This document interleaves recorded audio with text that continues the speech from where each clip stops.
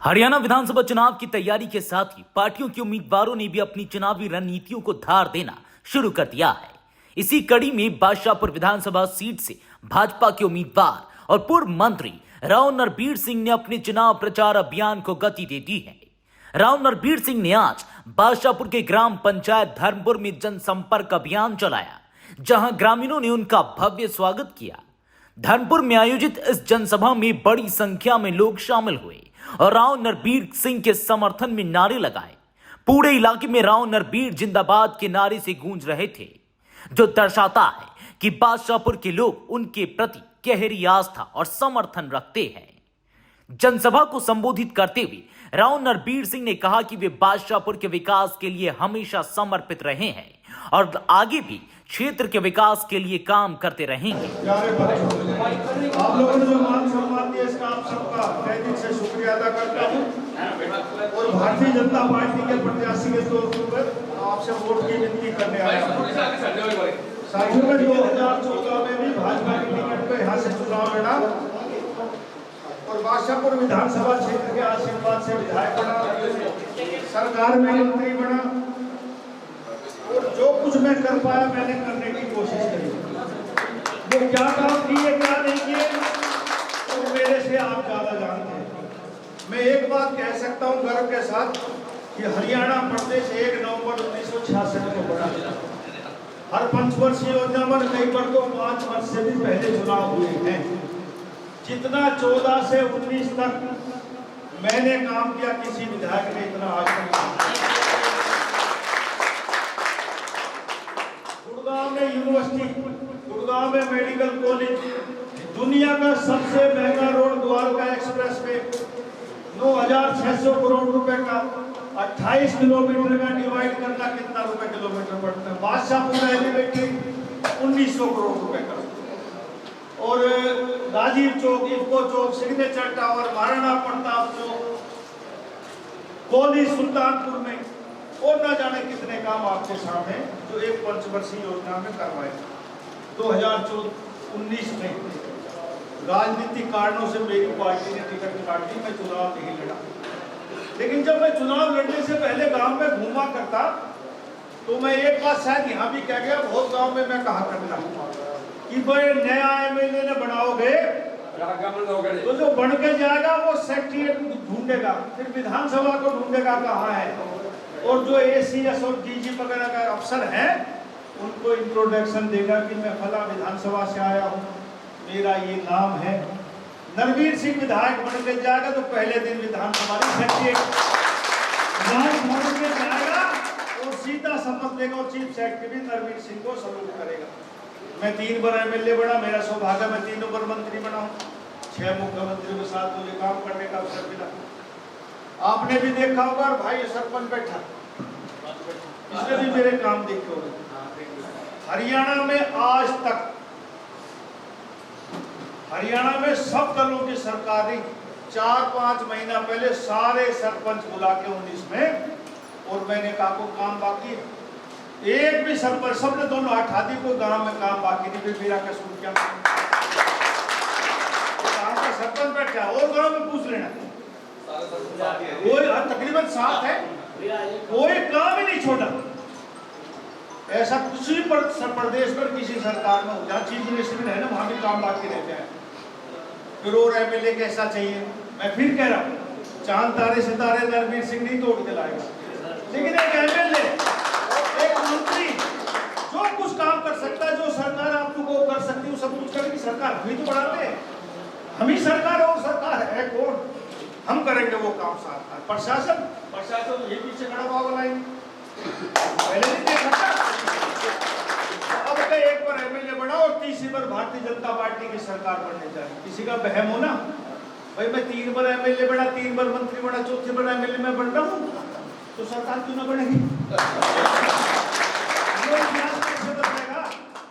जब मैं एमएलए बन रहा हूँ तो सरकार भी बन रही है, जो मैं तो बिना एमएलए मिनिस्टर का है ही नहीं आज तक, तो इसलिए सरकार बनेगी। जो आप चाहोगे गुड़गांव में विकास के काम, आज हमारे 5 सालों में विकास गुड़गांव में रुक गया। मेरी सरकार है लेकिन 19 के बाद वो काम ही ना हो पाए, क्योंकि यहाँ इंडिपेंडेंट एमएलए बन गया।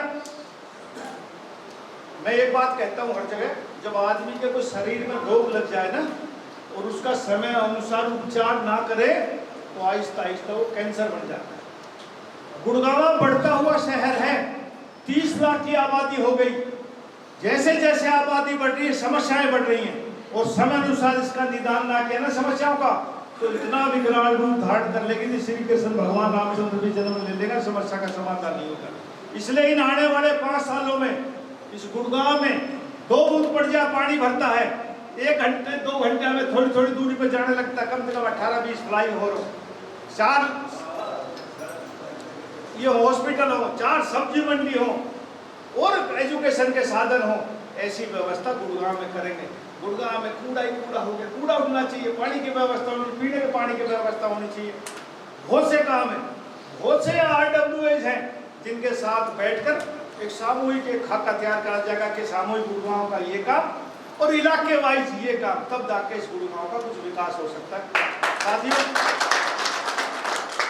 जब ये गुड़गांव बना तो जब मैं छोटा था तो हमारे पिताजी मिनिस्टर थे, मेरे दादा मिनिस्टर है, आपने पता है।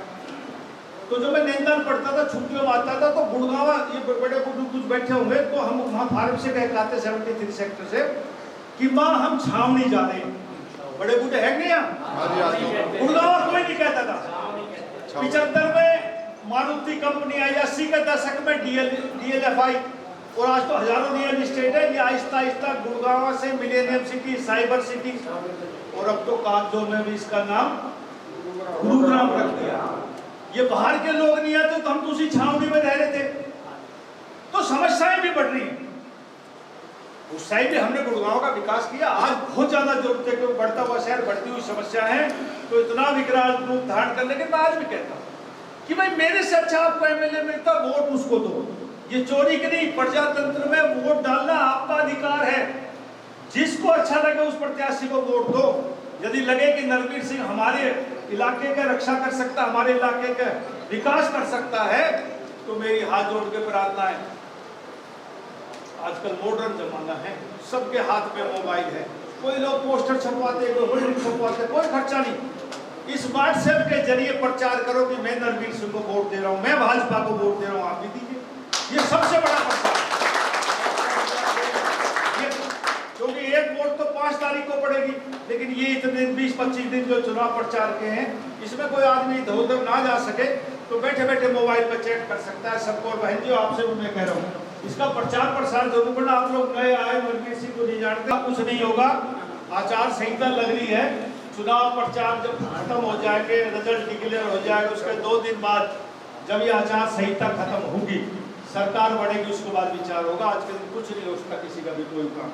और मैं ये विश्वास दिलाता हूँ आपको, एक ही सड़क नहीं, इनसे पूछो, हरियाणा में, पूरे हरियाणा में 12 फुट की सड़कें थी जब से हरियाणा बना 2014 तक। मैं PWD मिनिस्टर बना और मैंने पहली कलम से फैसला किया कि जब ये हरियाणा बना तो गाड़ियों की संख्या बहुत कम थी, एक गांव में 1-2 मोटरसाइकिल हुआ करती, कारें लोग हुआ ही नहीं करती। मैंने कहा अब हर गांव में गाड़ियों की संख्या बढ़ गई। यदि 12 फुट के रास्ते पे एक गाड़ी जाए, दूसरी आगे से आ जाए तो एक टायर आपको उतारना पड़ेगा, एक्सीडेंट का खतरा है। पहली कलम से फैसला किया कि कोई नई सड़क बने, कोई पुरानी रिपेयर हो, 18 फुट की सड़क बनेगी और 3 पट्टी उसमें लगेगी ताकि सेफ्टी सिक्योरिटी भी हमारी। देखा होगा कि सारी 3 पट्टी की सड़क बनी ना, 33 फुट का कोई रास्ता नरवीर सिंह हरियाणा में कच्चा नहीं छोड़ा, सारी सड़कें नहीं बनाई। लेकिन मैं मानता हूँ कि 5 सालों में समझौते की सरकार रही, अकेले भाजपा का राज नहीं रहा। और अब जो मुख्यमंत्री बना नायब सैनी, बहुत अच्छा, बहुत ईमानदार, बहुत शरीफ, बहुत हंसमुख, मिलनसार, उससे अच्छा मुख्यमंत्री हरियाणा प्रदेश में ऐसा नहीं मिल सकता। तीसरी बात मेरे नेतृत्व में सरकार बनेगी और हरियाणा चहुमुखी विकास करेगा, ऐसे मेरी उम्मीद है। और मैं उम्मीद करता हूँ कि आने वाली 5 तारीख को कमल के फूल का बटन दबाकर आप ज्यादा से ज्यादा संख्या में